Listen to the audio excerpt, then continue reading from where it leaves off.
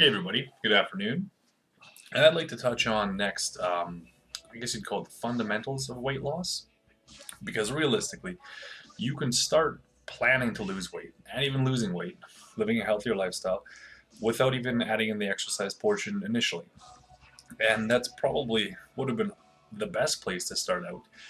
Just kind of identifying how weight loss works. And eventually we're going to get to people that are small that want to get bigger. But for the most part, I think right now the push I'm feeling is people that have been thinking about weight loss for a long time. They want to change how they look, and they're looking for that little push, a little bit of help to get started. So let's break it down to just basic math. I think that's going to be the easiest way to relate to it. There's lots of different metaphors you could use, lots of different comparisons you could make. But I think if we break it down to just raw numbers, it's going to be the easiest. And you can pick yourself up a notepad and a calculator, and I'm gonna give you a quick rundown on how to count up your daily, calories, simply, and that's really going to be the best hard guideline for you to go off of for the first little bit, just until you get the idea of what to eat, what not to eat, when to eat, and how much. Which that essentially in itself is going to be, I want to say, more than half of losing weight, but exercise plays a huge, huge part, and we're going to explain the complications of the two intermesh kind of thing. Because you can lose weight just by changing your eating habits and living a passively more active lifestyle, but you're going to end up looking like the Scarecrow of Wizard of Oz, and nobody wants that. it's it's a lot more beneficial for your body to mix in a little bit of exercise, whether it's going to be cardio, some small weights, even just doing classes, yoga, anything like that. Just something where your body gets to respond to these changes and just develop in a new direction. Um, Strictly eating less is never healthy. I did that the first time I lost weight. Not quite starving myself, but close, and it worked. You do lose a lot of weight, and that's some of the fad diets. That's kind of what they're based around. Is they're putting the minimal nutrients into your body, and then straining your body very hard, um, and it takes a big toll on your body. It can be really hard to bounce back from that. And then when you do stop the program, or the pills you take, or the whatever system they have you on, you're going to gain a lot of that weight back, if not more, because your body just doesn't know how to cope with it. So let's break it down. Your body's an organism. You're an organism, an amazing organism. It can adapt. It can change. If you put it through trials, it will become stronger. It will repair itself. As long as you don't strain. It's okay to push hard, really hard, but maybe out of the gate, take some baby steps. Let's not break a leg, literally. Um, so if we think about our daily calorie requirements, what we need, calories are energy that we get by eating food, hopefully.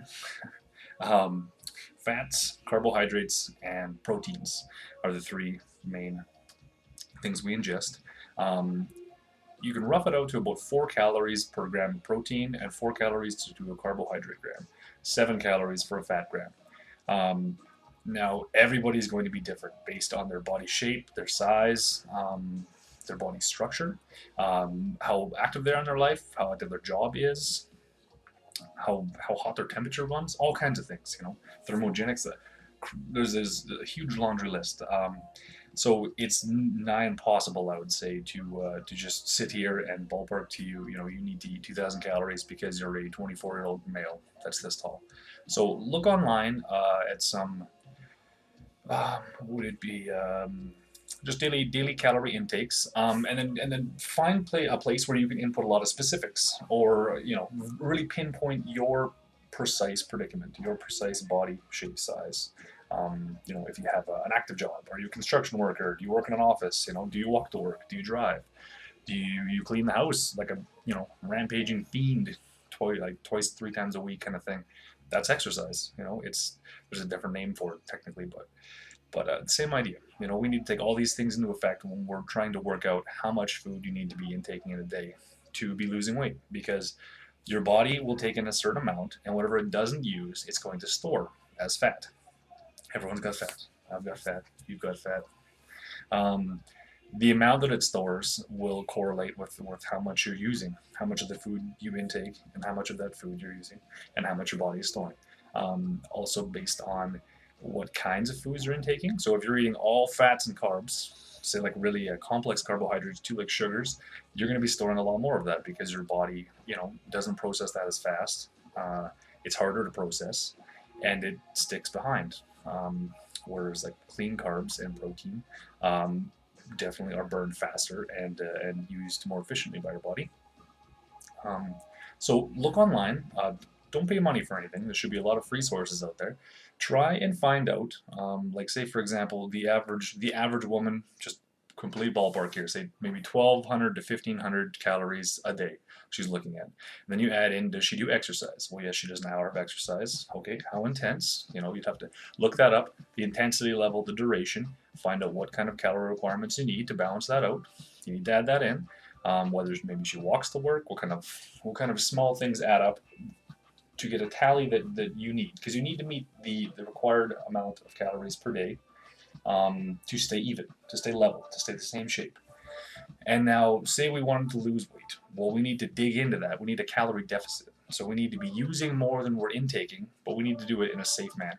Because if you look at about 3,500 calories a week, will lose you on average 1 pound of body fat. That's kind of the golden rule of the guideline that people throw out. You could lose more pounds per week, like you're on some crazy diet, or like you see the people in Biggest Loser, they're dropping 10, 20, 15, somewhere in their pounds a week. But that's crazy, verging on dangerous on your body. It's very stressful, and they're not eating enough food. It's crash dieting really, and then you always see them. A season later they bounce back. They're 60 pounds heavier than they were, um, and that's going to be a very common thing. So if you can keep in your mind that a deficit of 3,500 calories a week will get you a pound a week of fat loss, because you didn't get big overnight.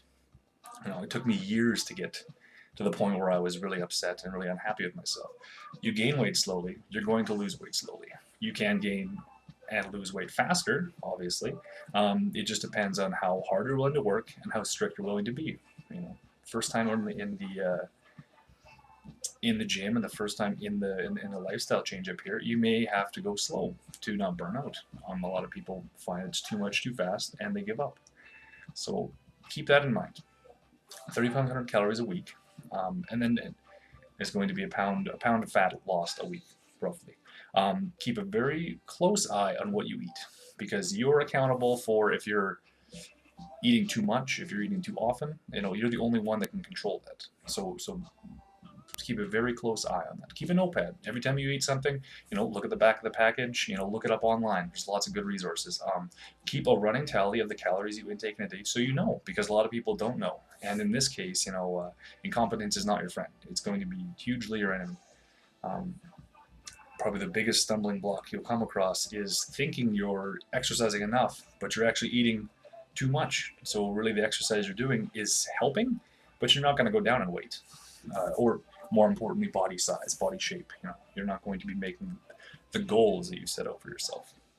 So keep a very, very detailed diary, maybe for a week or two, so you get to know the rhythm of your daily activities, when you eat, how much you're eating, what you're eating, and then you'll see like, oh my God, like these chips that I love have 3 times the calories of these crackers that I also love. There's an easy switch. Um, you'll notice a lot of meats like chicken, tuna, chicken and fish are by far the best meats. Lean red meats can be good, definitely, if you cook a lot of the fat out of them. But the fattier you get, obviously, the more calories we're going to have, because 1 gram is 7 calories, as opposed to 4 calories per gram of protein in like something that's strictly protein like tuna or chicken. Okay,